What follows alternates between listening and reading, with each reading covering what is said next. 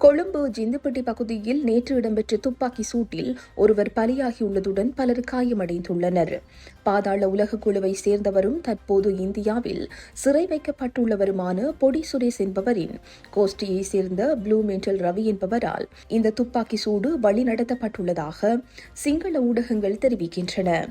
பல்வேறு குற்ற செயல்களுடன் தொடர்பு பட்டுள்ளதாக கூறப்படும் பழனியின் குடும்பத்தினரால் தமது உதவியாளர்களுக்காக ஆரம்பித்து வைக்கப்பட்ட சிகை அலங்கார நிலையம் ஒன்றின் உரிமையாளர் மற்றும் அங்கிருந்த பணியாளர்கள் மீதே இந்த துப்பாக்கி சூடு நடத்தப்பட்டுள்ளதாக மேலதிக தகவல்கள் தெரிவிக்கின்றன.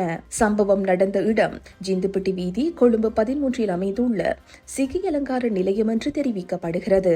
சலூன் உரிமையாளர் உட்பட 4 மீது துப்பாக்கி சூடு நடத்தப்பட்டதில் ஒருவர் உயிரிழந்துள்ளார்.